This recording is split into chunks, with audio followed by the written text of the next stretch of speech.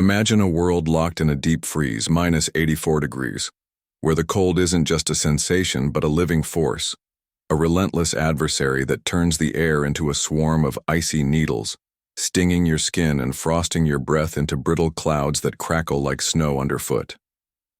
It's a place where boredom itself seems to solidify, where most of us would be too busy trembling to even dream of amusement, our minds consumed by the primal urge to stay warm.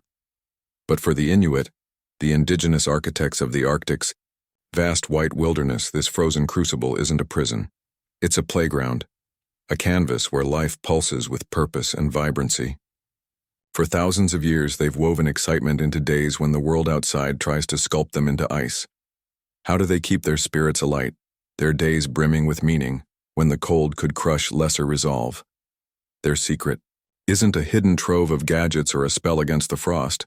It's a way of living, a tapestry of skill, patience, creativity, and community that transforms the Arctic's harsh embrace into a stage for joy and survival. Let's journey through their world, step by frosty step, and uncover how the Inuit make life not just bearable, but exhilarating in a land that demands everything. Their days revolve around the hunt, a pursuit that's less a task and more a sacred dialogue with the land. Tracking animals across the endless snow isn't just work. It's a craft, a puzzle that demands senses sharper than any app could mimic. Picture an Inuit hunter, eyes scanning the tundra's white expanse, reading disturbances in the snow, as fluently as we swipe through notifications. A faint ripple might betray where a seal will surface to breathe. A subtle ridge could mark a caribou herd's path from hours ago. They distinguish fresh tracks from day-old ones, even when new. Snow dusts the trail, decoding clues that shift like a living riddle. One hunter likened it to solving a mystery where the pieces morph with every gust. The prize isn't just dinner but the pulse of life itself. The seal hunt is patience distilled into art. A hunter kneels by a breathing hole in the ice, harpoon, poised, body still as stone, waiting hours in silence so absolute it feels like the world's holding its breath. One twitch, one misplaced crunch of snow, and the seal vanishes. A test of will that makes waiting for a slow website seem trivial. We grumble when Wi-Fi lags for a heartbeat. They stake survival on stillness, their focus a blade honed by necessity. Ice fishing pushes this endurance further, a ritual that starts with chiseling through ice 6 feet thick or more, a feat that makes slicing your grandma's fruitcake seem like child's play. The real challenge isn't the cutting but the vigil that follows. Unlike fishing in warmer climes with lawn chairs and coolers, Inuit ice fishing is a battle to stay sharp when the cold whispers sleep, a siren call that could spell doom. Hours stretch with nothing but the wind's low moan. Then, in a flash, a fish tugs, a seal surfaces, or a caribou crests the horizon. The heart leaps, skills lock in, and the payoff isn't just food but triumph, the difference between a full belly and a hungry night. Studies clock traditional hunters burning 5,000 calories a day on these treks, double a desk dweller's tally. Yet it's not just the physical grind that wards off monotony. The mental dance, reading an ever-changing stage of ice, weather, and wildlife, keeps the mind as taut as a bowstring. No two hunts are alike, each a fresh script written by the Arctic's whims. For young Inuit, the first kill is a rite of passage, a moment that binds them to their community's survival. Landing your first caribou isn't just a thrill, it's a badge of purpose, a step into responsibility that outshines any social media milestone. It feeds real mouths, not egos. Tradition often calls for the hunter to share their first haul, a lesson carved deep. In the Arctic, giving isn't charity. It's the thread that holds everyone together. A successful hunt doesn't end on the ice. It ripples home, sparking a communal hum. Families gather to carve and share every scrap used, from meat to hide to bone. The air fills with stories, how the seal nearly slipped away, how the caribou loomed close, how the ice groaned underfoot. These aren't idle boasts, but headlines of the day, swapped with laughter and playful exaggeration, a living chronicle that weaves the group tighter. It's the Arctic's answer to a newsfeed, but richer, untainted by ads or fleeting trends, each tale a stitch in the fabric of belonging. As dusk settles and the hunt's adrenaline fades, evenings turn inward, lit by the glow of connection. Storytelling isn't just entertainment, it's the Inuit's heartbeat, a vessel for everything that matters. Before writing came to their world, stories were the library, carrying history, wisdom, warnings, and joy across generations.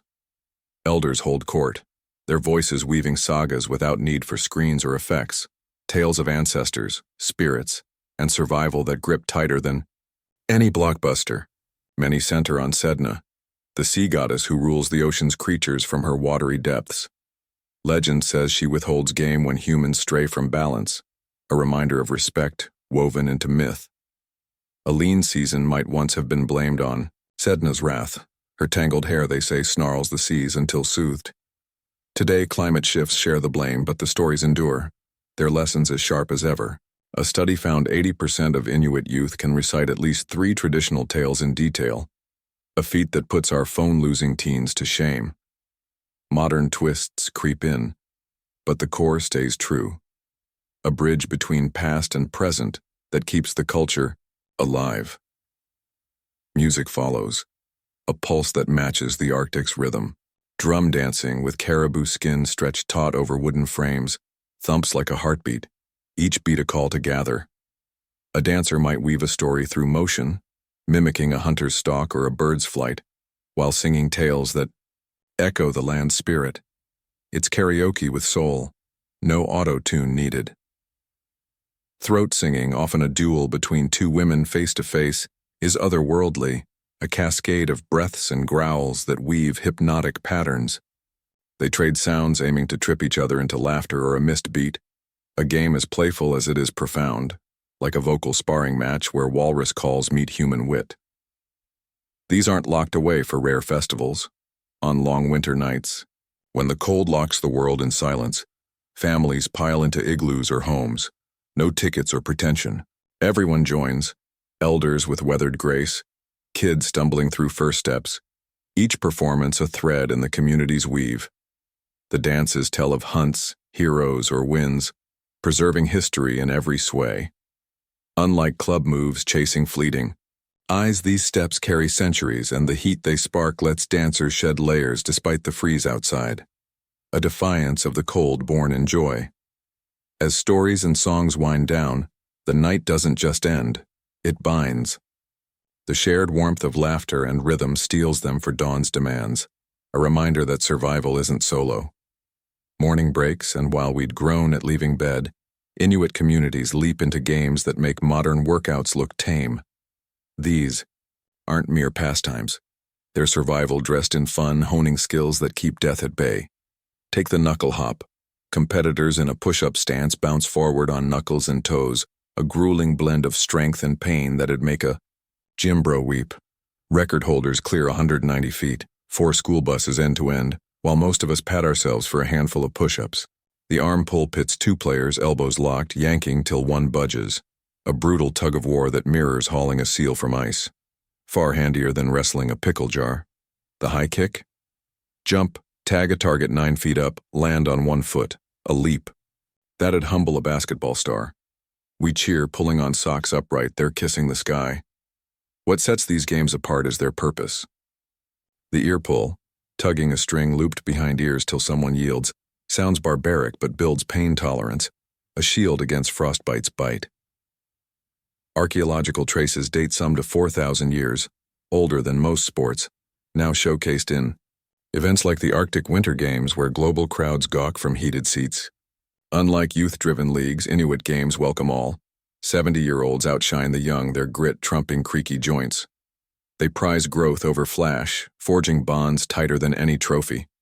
The blanket toss, launching someone skyward from a sealskin trampoline, doubles as fun in scouting, spotting game from on high, a pre-drone lookout with more thrill and no batteries.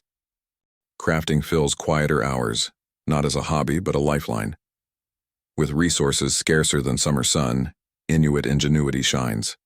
Igloos are the poster child, snow domes that defy logic, warming to 50-degree warp inside when it's 40-degree wires out, no plug needed. A low tunnel traps cold air, a high platform catches warmth, walls hardening as body heat refreezes them, an architect's dream, built in hours.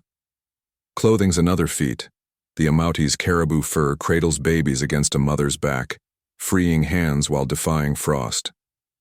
Seal intestine raincoats, light, waterproof, breathable, mock modern gear's price tags. Harpoons with detachable heads snag game without snapping. Sleds glide on fish-wrapped runners, edible when worn, a green design centuries ahead. Women's. Stitching precise as surgery. Guards against leaks that invite frostbite learned young while we fumble basic seams. Education never stops, a lifelong pulse in a land where one misstep kills. Elders read storms in cloud wisps or snow crystals, outpacing million-dollar radars. Stars, moon halos, aurora flickers. Their weather maps, often truer than apps. Navigation leans on mental charts, landmarks, winds, snow shapes, guiding across blank wastes where GPS falters. Kids learn snow's dialects by 6, kali on trees, pook for digging, each a survival key. Teaching's subtle.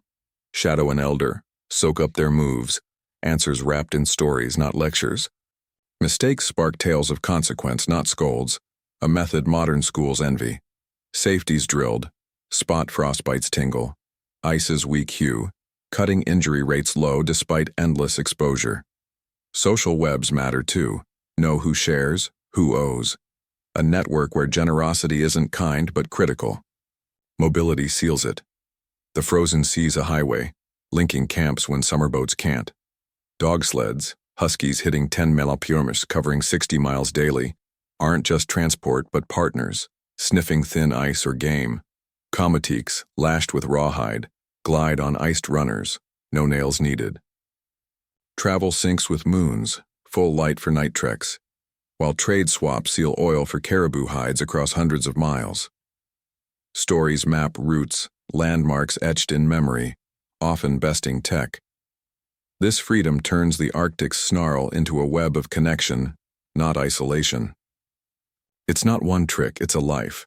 Hunts as quests, stories as roots, games as grit, crafts as survival, learning as breath, travel as pulse. The Inuit make 84-degree rest a stage, not a sentence, proving joy thrives where despair could rule.